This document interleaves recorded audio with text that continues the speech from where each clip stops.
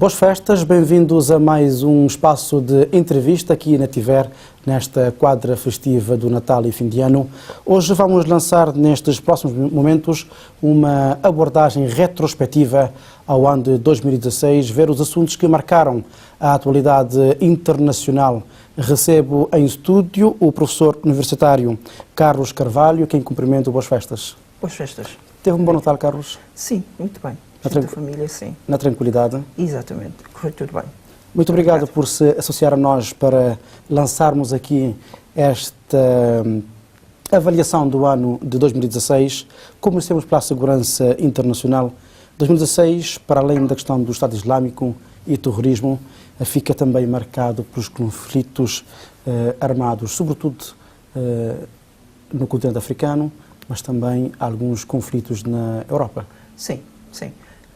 Principalmente, diria, portanto, do ponto de vista da segurança internacional, destacaria, portanto, ao nível do ano 2016, destacaria, portanto, a insegurança internacional. Portanto, isto para dizer o que é que houve uma multiplicidade de situações, de tensões, portanto, ao nível de várias regiões que apontaram, portanto, para que hoje, portanto, ainda antes de 2017, vivamos, portanto, num sistema internacional instável, inseguro, marcado principalmente pelo terrorismo, por conflitos armados, como disse, e também pela tentativa, não muitas vezes lograda, portanto, da comunidade internacional em prevenir esses conflitos que têm, portanto, tido raízes principalmente portanto, nas atividades ou nas ações de grupos extremistas que têm atuado principalmente, portanto, no continente europeu ultimamente, mas que têm também, portanto,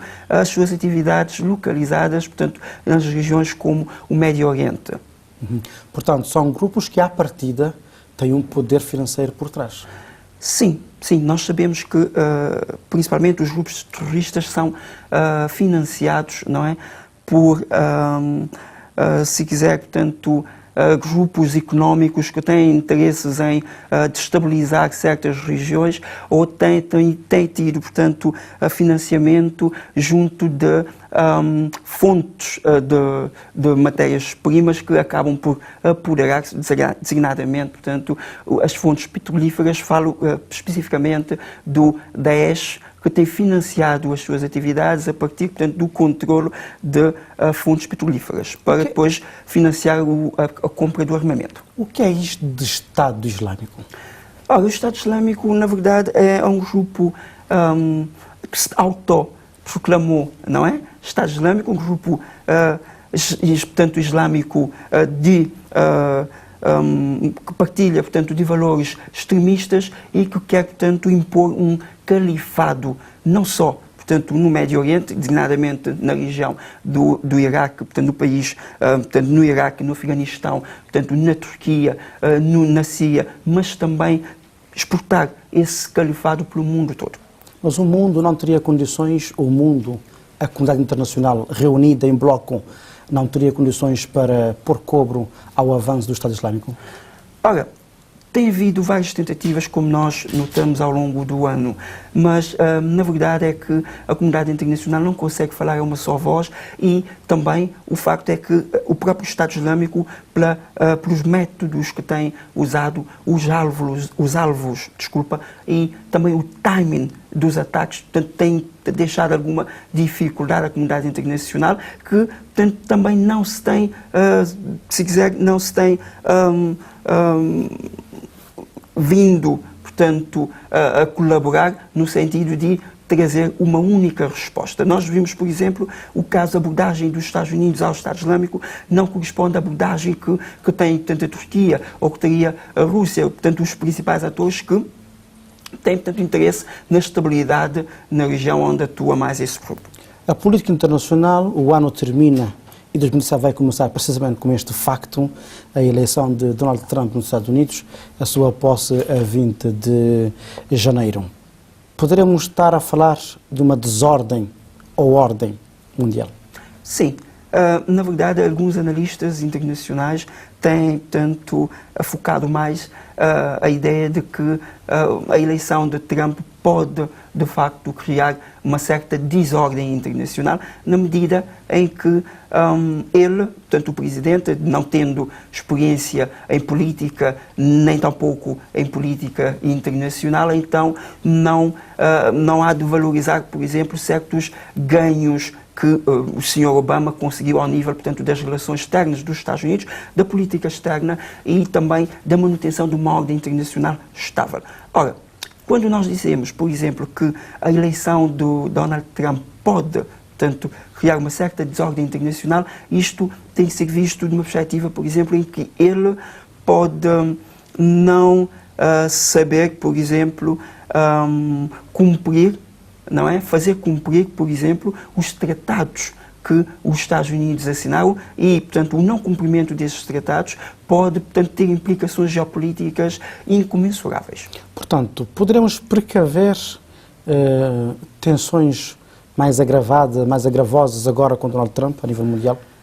Sim, avevamos. Eu diria avevamos porque também, na verdade, é que uma coisa é retórica, depois existe neste momento uma certa incerteza relativamente àquilo que ele vai fazer. Mas os analistas, eu também partilho desta visão de que, não tendo experiência em política internacional e vendo a política internacional do ponto de vista económico ou empresarial, como alguns analistas estão a dizer, muito possivelmente ele pode entrar, por exemplo, em divergência com alguns atores do sistema internacional, designadamente, portanto, alguns que o Obama ou os Estados Unidos mantêm, portanto, alguma relação mais estável neste momento. Uma coisa é certa, há um Donald Trump das campanhas e há um Donald Trump presidente eleito. Será que esse Donald Trump presidente eleito manterá esta mesma postura mais recatada, mais soft enquanto presidente, ou voltará a ser aquele Trump das campanhas? São duas situações diferentes, de facto. A verdade é que, penso eu, terá feito, portanto, toda essa retórica para, portanto, ganhar as eleições. Muitos analistas hoje também acreditam que isto terá sido uma estratégia para ganhar as eleições. Agora, ele também está à frente de um grande país, portanto, a maior superpotência mundial, e sabe que todo o posicionamento dos Estados Unidos deve obedecer, não é, a princípios, e em política internacional, como nós sabemos, portanto, os princípios, os valores e o próprio posicionamento não há de mudar de um dia para o outro. Nós sabemos que isto aconteceu com o Sr. Obama, a política externa dos Estados Unidos não mudou de um momento para o outro, porque para mudar a política externa deve, portanto, levar algum tempo. Na mesma linha, acredito que ele, ainda que tenha, portanto, algumas ações ou tenha algumas opções, algumas alianças, como disse, por exemplo, agora com a Rússia e com a China, já disse que pretende também, portanto, reativar, portanto, algumas relações que não estavam, portanto, a serem tidas em conta na administração Obama, e prometeu também pôr em causa alguns acordos, não é? Designadamente o Acordo Climático de Paris, o acordo também com o Irão, o acordo nuclear com o Irão. Ele diz que vai pensar, portanto, estes ganhos e a ver, vamos. Mas eu diria também que o Sr. Trump, ele, a vitória dele não pode ser, na minha perspectiva, vista apenas de um ponto de vista negativo, porque se nós considerarmos que hoje os Estados Unidos têm internamente questões para resolver, designadamente a questão do desemprego, a questão, portanto, da segurança, acredito que ele também vai estar muito ocupado com questões internas, daí que pode deixar também espaço, não é, para que a política internacional seja feita também por outros atores. Aliás, esta tem sido a postura dos Estados Unidos nos últimos anos. Esta é a doutrina Obama. Até certo ponto, isto pode criar um espaço para países em desenvolvimento, não é? Designadamente os emergentes, terem maior, portanto, a capacidade de atuação. Isso na perspectiva de que ele pode, portanto, levar os Estados Unidos a um certo isolacionismo. Vamos a ver que Estados Unidos teremos, por exemplo, em relação à Rússia. Haverá um bloco, um consenso para atacar os grandes problemas, os grandes desafios. Estados Unidos com a China e Estados Unidos com o próprio mundo. Ora, muito bem. As relações entre os Estados Unidos e a Rússia, também com a China, têm ultimamente, e neste último ano, têm sido marcadas por relações de conflito e de cooperação quando possível. Não é? Mas, principalmente, acredito que tem havido historicamente alguma desconfiança e alguns diriam, portanto, que os três portanto, estão neste momento a lutar pela liderança do mundo que se vai desenhando, não é? Desse mundo que se vai desenhando, mas hoje, em algumas questões, eu vejo, por exemplo, que a Rússia e os Estados Unidos conseguem, portanto, trabalhar em conjunto, não é? Nessa perspectiva da cooperação internacional, designadamente na luta contra o terrorismo internacional, chamando também, trazendo a China, porque o próprio Estados Unidos já se deram conta de que manter essa ordem internacional estável, eles sozinhos não vão conseguir. Portanto, e alguns países, inclusive, aproveitam para ir de boleia. Então querem chamar os outros à responsabilidade. E é nessa perspectiva que eu vejo que a Rússia e a China são chamados para colaborar. Portanto, a Rússia foi fundamental aqui, portanto, para a luta contra o Daesh na Síria, por exemplo. Pois bem, temos a questão da Cuba. Fidel Castro oficialmente morreu em 2016. Sim, sim. Muitos... E como muda agora? Isso. Bem, a morte do Fidel, alguns diriam até que, portanto, Fidel já desapareceu há algum tempo, coloca, portanto, um desafio, uma questão, que é, portanto, que a vida, não é? Com esperança, ou se quiser, com esperar, não é? Da sociedade cubana, portanto, haverá abertura. Os cubanos viverão melhor. Portanto, estando o Raúl, portanto, Castro na presidência, portanto, do país, portanto, na liderança do país, e parecendo, não é, que ele é um bocadinho menos conservador, portanto, mais, diria, mais aberto, pode ser que venham a haver... Sim, sem dúvida. Exatamente, menos interventivo, não é?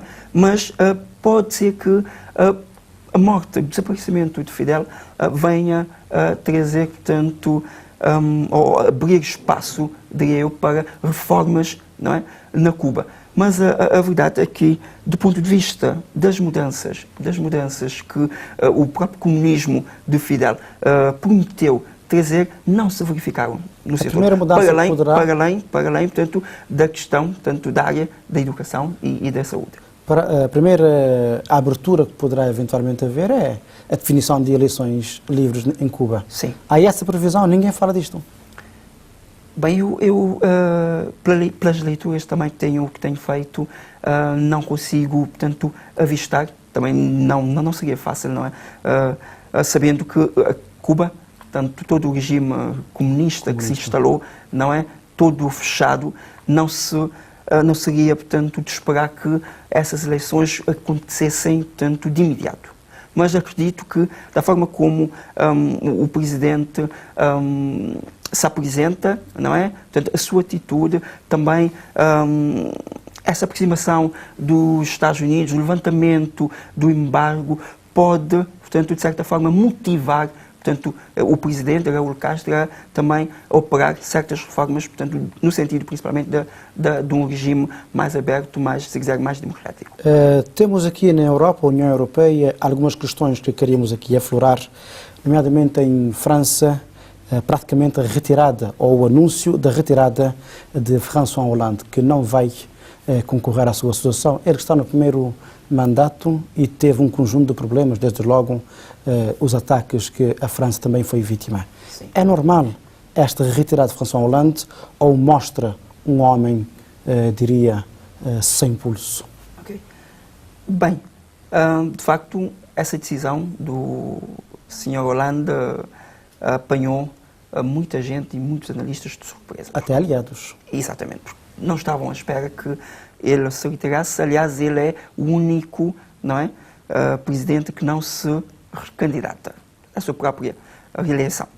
Ora, as análises apontam que a razão fundamental que subjaz, portanto, essa decisão tem a ver com a baixa da popularidade, portanto, do Sr. Hollande, para além da questão que frisou, portanto, de certa forma, não ter sido capaz de não só evitar, mas depois... Foi um líder sem carisma, digamos assim.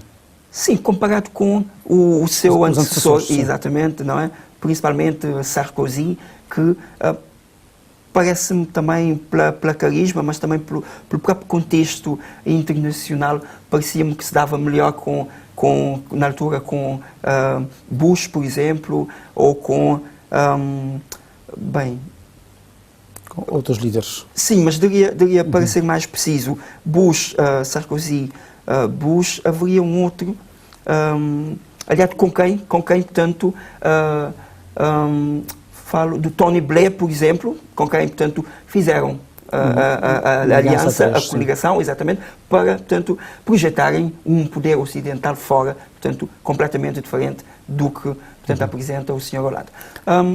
Sim, permita-me só, exatamente, concluir a respeito do Sr. Hollande. Também, alguns diriam que há, de certa forma, uma estratégia nessa retirada, portanto, do Sr. Hollande, porque como surge, ou nós notamos um aumento, não é? Um recrudescimento, portanto, dos movimentos populistas na Europa e especialmente, portanto, na França, em que a senhora Marine Le Pen aparece como, portanto, candidata possível, exatamente. Então, a ideia aqui é que o senhor Hollande, nestas circunstâncias, seria, portanto, um adversário muito fácil, portanto, para a senhora Marine Le Pen, daí então a sua retirada para que, portanto, o partido pudesse, portanto, apresentar, portanto, um candidato mais forte. Mais fácil não ficará para a esquerda se o partido de Hollande vir agora apresentar um outro candidato? Ora, no campo das facilidades? Sim, certamente que sim, certamente que sim. Mas a ideia aqui é que, embora ainda há dias ouvia o senhor Presidente da Comissão Europeia a negar a possibilidade de que a Marine Le Pen pudesse, não é, ser eleita Presidente da França, isto que teria também implicações não só ao nível da França, ao nível interno, com várias questões, a imigração. Mas são projeções, também ninguém acreditava que Trump seria eleito. Mas temos, ao contrário da França, Angela Merkel, que só em seque, e parece que era um quarto mandato. Sim, sim. Sim. A fome do poder? Não, eu não diria que fosse isso. Para mim, ela sente-se, não é?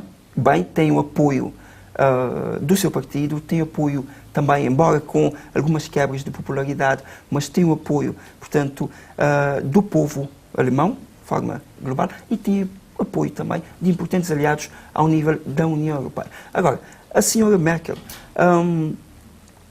também, do ponto de vista da política interna alemã, vê-na como a única que pode salvaguardar, proteger a Alemanha e a Europa de movimentos populistas que pudessem, portanto, de certa forma, ganhar terreno na Bundestag.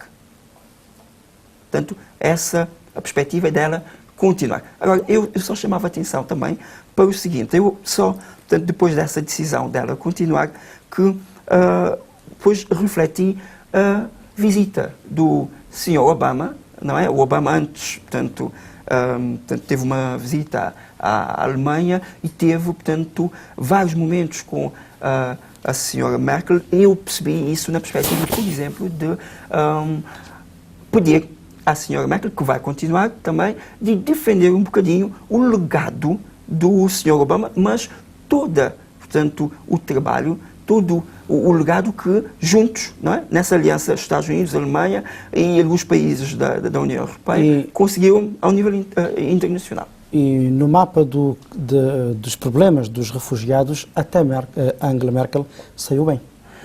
Sim. Quer dizer, com a Alemanha ter uma posição muito forte, mas a defender a sua posição e a considerar que toda a Europa devia também abrir-se aos refugiados. Sim. Ora, para já, essa decisão dela, portanto, não era expectável.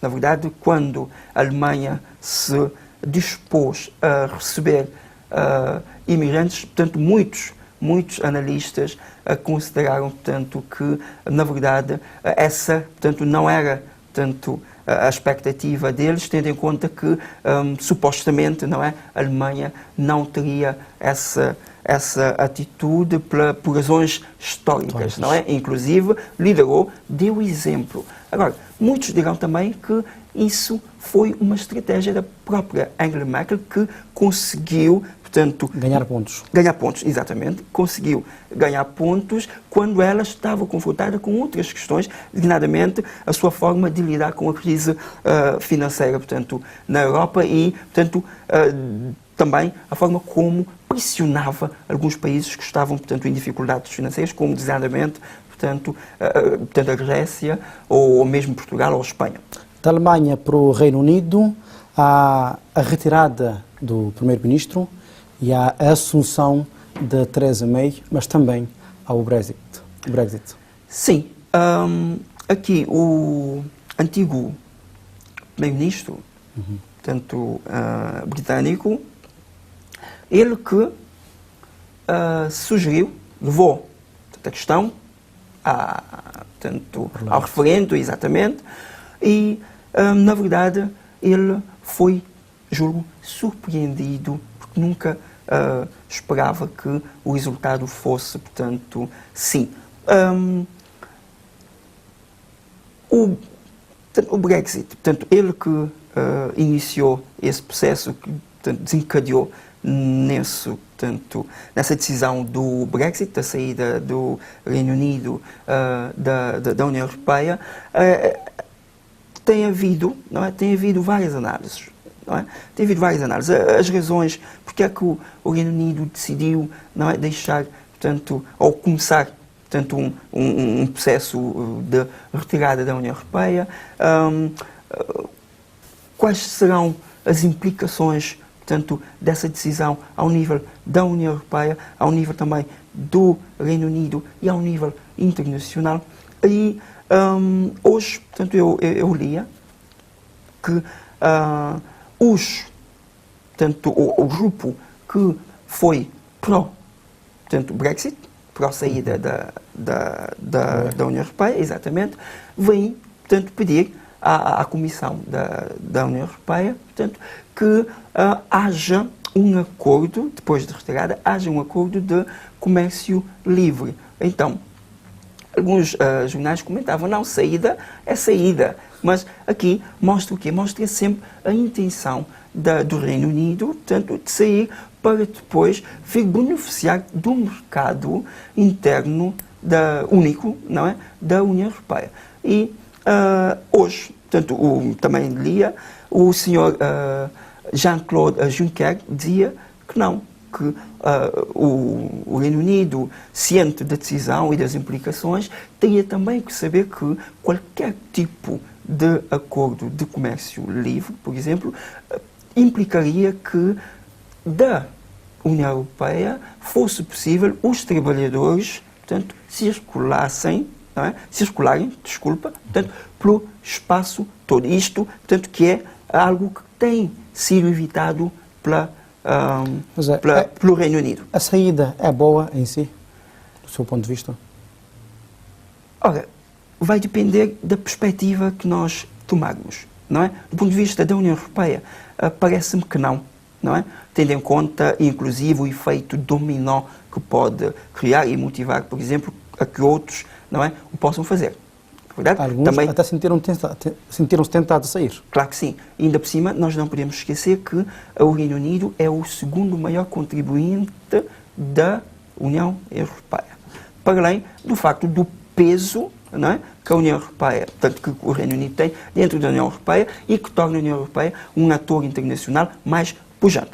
Agora, do lado do Reino Unido, muitos dizem que será boa, terá vantagens, portanto, na medida em que não terá que arcar, não é, ou, se quiser, contribuir para, portanto, os desafios ou as despesas, alguns dizem vem a parte financeira, ou se não, partilhar, não é, o fardo que a União Europeia, por exemplo, tem neste momento de acolher imigrantes, por exemplo, designadamente refugiados, mas, por outro lado, também há de poder, não é? Principalmente se atendermos ao facto de que já não vai poder, portanto, beneficiar do mercado, não é, interno europeu. Olhamos um bocadinho a nossa África, o continente africano, continuamos a viver numa África de conflitos, de crises. Porquê esses sucessivos conflitos e crises na nossa África? Ora, primeiro, infelizmente, as notícias que nos chegam sobre o nosso continente têm, portanto, sido marcadamente, não é, notícias de instabilidade, de conflitos, de tensão, de impasse político, se quiser também, de pobreza, não é? Ainda que com, tanto, algumas boas notícias, não é? Que vão contrariando a tendência, mas de uma forma global, julgo que o continente ainda não conseguiu, portanto, encontrar uma via para a estabilidade, muito por culpa das lideranças. Temos, por exemplo, a Guiné-Bissau, nem ata nem desata, temos a Guiné Equatorial com a sua liderança e temos a Angola. Zé Eduardo dos Santos diz que sei, não sei, fica com o pé dentro, o pé fora.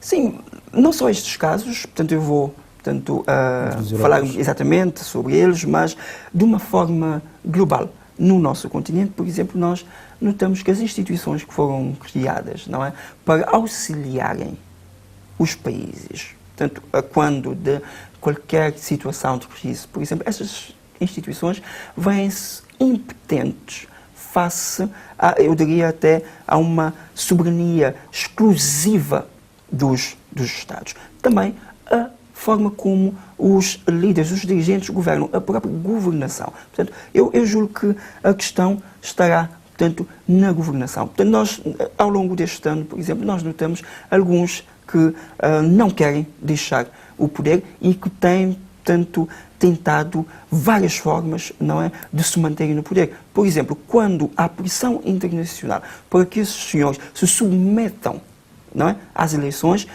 essa pressão internacional tem um efeito contrário, porque vão se submeter às eleições, mas depois vão fazer de tudo, portanto, pouco transparente, para, portanto, as vencer. E, portanto, isto só para lhe dar o caso, por exemplo, do que está a acontecer, portanto, neste momento no Gâmbia.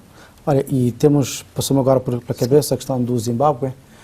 Mugabe, em 2018, terá 98 anos e já anunciou que é candidato. Sim, sim. O homem quer morrer no poder mesmo. Sim, o Sr. Mugabe, aliás, portanto, as notícias antes diziam que ele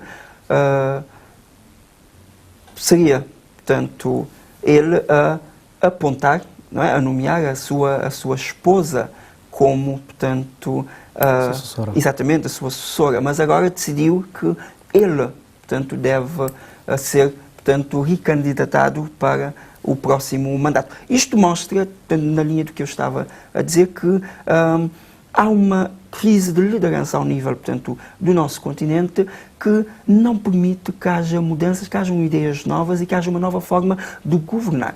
Portanto, a África está a ser vítima dos próprios africanos. Sim, de certa forma sim, mas nós não podemos esquecer também que o continente tem sido alvo de interferências externas ao mais alto nível e a diferentes, portanto, níveis. É verdade, e o continente, por causa de processos históricos bem conhecidos, esteve na condição em que está, mas também nós, os africanos, principalmente os líderes, nós não temos sabido dar uma oportunidade ao continente para que, portanto, possa encontrar um caminho de desenvolvimento. Nós não podemos esquecer que, ainda hoje, o continente é o continente mais rico em termos de recursos. Então, é preciso pensar, é preciso criar mecanismos de governação que são responsáveis para transformar esses recursos em mecanismos de desenvolvimento. Temos a discussão a nível da governação global. Recentemente e entra em funções a 1 de janeiro, o português António Guterres, para a ONU. Crê que vai haver mudanças profundas na estrutura das Nações Unidas? Isto era, de facto, o que eu gostaria e que julgo que muitos também desejariam. Mas não consigo avistar, pelo menos nos próximos anos, ou se quiser, a curto prazo, mudanças substanciais nas Nações Unidas. Isto porque as Nações Unidas, também nós devemos estar cientes disto, as Nações Unidas são, portanto, uma organização composta pelos Estados. Então, as Nações Unidas, na verdade, quando falham, não são as Nações Unidas que falham, mas sim os Estados é que falham. Portanto, há também que ver isso. Agora, exatamente. Agora, a eleição do Sr. Engenheiro António Guterres vem, portanto, criar expectativas relativamente a alguma mudança no seio, portanto, das Nações Unidas, principalmente na linha daquilo que Kofi Annan tinha, portanto, tentado e que, me parece, Ban Ki-moon não conseguiu.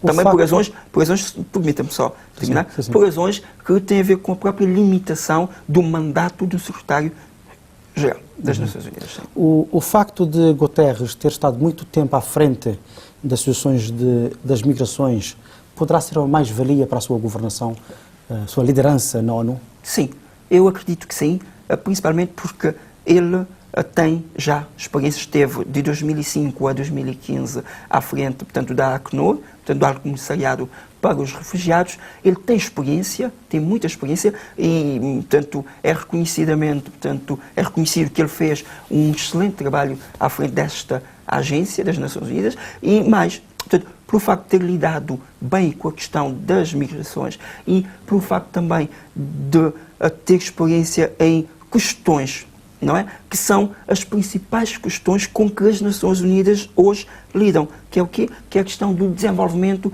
e da segurança humana das populações em várias regiões do mundo. Então, parece-me que ele não só tem experiência, parece-me ele sensível. Aliás, isto ficou notado, ficou patente na tomada de posse, não é? Dele, quando jurou, disse que as Nações Unidas tinham que se abrir à mudança, não é? E, segundo alguns analistas, a própria perspectiva que ele vem trazer, não é? De convidar, não é? Os Estados, não é? A trabalharem para a organização de forma a fazer bem, portanto, face aos principais desafios. Se tivéssemos que escolher uma grande figura em 2016 e um país, um Estado em 2016, quem seriam? Bem, esta é uma questão difícil, mas mesmo assim eu escolheria, se fosse personalidade, eu escolheria o Sr. Barack Obama. Sim. Porquê? Porque termina, não é, já em 2017, de janeiro, mas pela forma como, pelo esforço que eu reconheço enquanto internacionalista, pelo esforço dele em forjar um mundo mais pacífico, não é? Principalmente pareceu-me que ele teve que abdicar de certas, se quiser, ações, não é? De certos princípios, certos objetivos, certas prioridades para, portanto, contribuir para que o mundo em que nós vivemos hoje, o sistema internacional, fosse um sistema internacional onde a cooperação pudesse ter lugar mais do que propriamente o conflito. Sugeria falar, por exemplo, do Vaticano e do Papa Francisco. Como é que vê a ação do próprio Papa Francisco, um homem da Igreja que veio lá dos confins da Argentina, posicionar-se diante dos grandes desafios do mundo, para além da religião? Sim. Como sabe, isto é natural dos papas, exatamente, de interferirem. Aliás, portanto, o Vaticano é um ator das relações internacionais, não é? E, agora, se me questiona da intervenção que este Papa tem, por exemplo, comparado com o seu, portanto, o antecessor, Bento XVI. Exatamente, Bento XVI, a verdade é que ele tem-se mostrado mais interventivo, polémico às vezes, no sentido em que rompe com o conservadorismo, não é? Exatamente, do Vaticano, mas da própria Igreja Católica. Ele, não sei qual é, portanto, a intenção, mas muitos têm dito que, possivelmente, por detrás dessa atitude mais liberal, ele, não é, no quadro, portanto, dos demais papas, no quadro, portanto, da Igreja Católica, ele é tido como um dos mais liberais, que tem, inclusive, tocado em questões que são tabus. Ele parece-me que quer também, de certa forma, dar uma outra imagem à Igreja Católica, ao Vaticano, e por isso é que tem, tanto sido interventivo e tem, tanto quebrado silêncio sobre questões, designadamente, como aborto, tem falado abertamente sobre a questão, portanto, da homossexualidade, e propriamente a posição dele é que a Igreja devia abrir-se, não é? E não nos podemos esquecer que ele, o Papa Francisco, ele é, portanto, originário da Argentina, portanto, desse sul global, portanto, normalmente também, portanto, sente as questões de uma outra forma. Podemos falar aqui em crises silenciosas que vão marcando o nosso continente, o mundo, não só o continente, mas também o mundo, no decurso de 2016? Sim, a ideia, portanto, aqui das crises silenciosas vem no sentido do seguinte: como nós sabemos, a comunicação social tende, não é, a destacar uma ou outra crise, não é? E hoje, por exemplo, ao nível internacional, nós conhecemos bem, portanto, os ataques terroristas na Europa, no Médio Oriente, conhecemos a questão das alterações climáticas, conhecemos a crise, portanto, migratória, mas existem muitas outras crises que não são conhecidas pelo facto de não merecerem a atenção da comunicação social. Eu dou-lhe só um exemplo. Por exemplo, hoje em dia, de 2013 para 2016, por exemplo, 22 milhões, não é, de pessoas morrem, portanto, por não terem acesso à comida, não é? Portanto, e isto, portanto, não é tão, se quiser, exatamente, não é divulgado, não é? Na Índia, por exemplo, nós sabemos que existem ainda hoje, portanto, crianças que morrem por não terem acesso aos cuidados básicos de saúde. E estas situações, estas crises silenciosas que matam, portanto, em silêncio, não são trazidas. Então, era nessa ideia de também perspectivar um bocadinho que em 2017 possa haver uma maior atenção, portanto, a estas situações que não só acontecem, portanto, no nosso continente, mas em todo o mundo. Em todo o mundo. Às portas de 2017, que destaques para este novo ano na cena política internacional? Ora, eu, bem como, portanto, as análises que eu tenho visto, acredito que 2017, tal como 2016, vai ser um ano da incerteza, um ano da instabilidade e um ano da imprevisibilidade.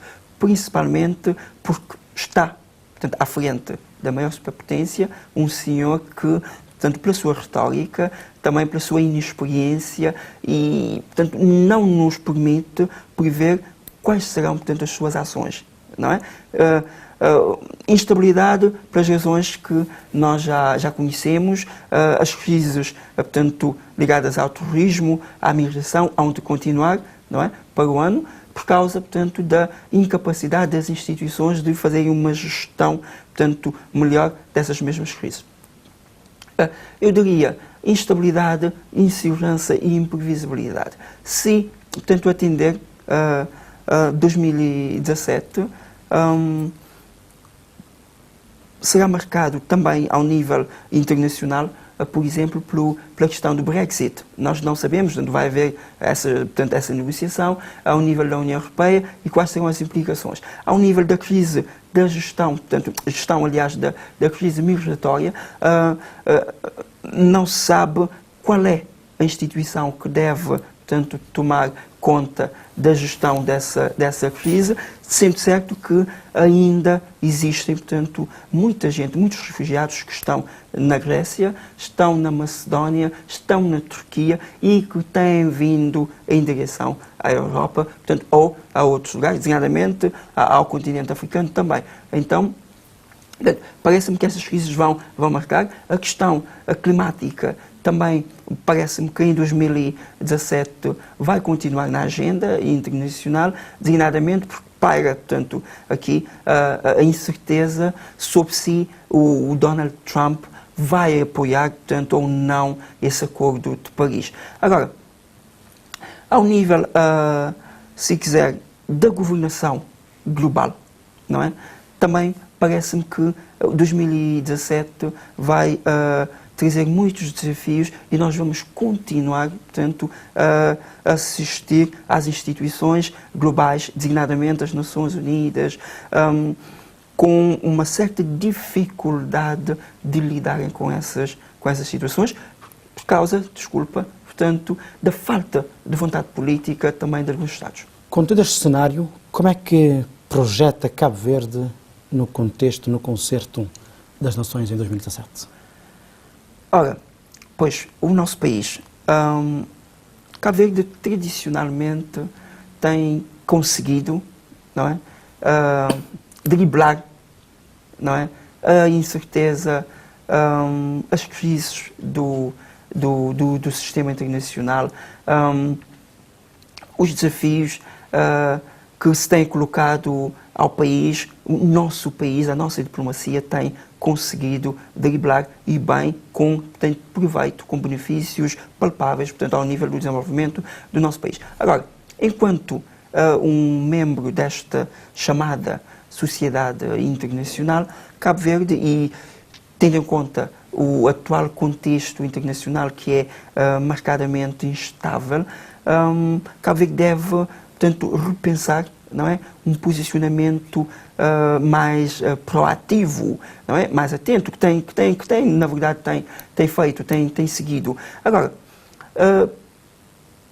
pelas dinâmicas internas aqui do nosso país, designadamente pela necessidade de continuarmos a financiar o desenvolvimento, não é, acredito que 2017 vai ser marcadamente, portanto, vai ser marcado, portanto, repito, pela busca, não é, de recursos para investir no desenvolvimento interno. Então, quer dizer que Cabo Verde vai buscar mais parceiros, não é? Principalmente quando alguns parceiros dão sinal de algum cansaço ou de algum retrocesso, não é? Cabo Verde vai, portanto, buscar mais parceiros, vai tentar mobilizar mais recursos ao nível interno. Aliás, esta é a intenção, portanto, deste novo governo. Cabo Verde também vai, acredito, vai aproximar-se um bocadinho mais da CEDEAO, numa perspectiva não só de ir buscar o que a CEDEAO tem para nos oferecer, mas também na perspectiva de levar a nossa e ocupar o seu espaço mesmo.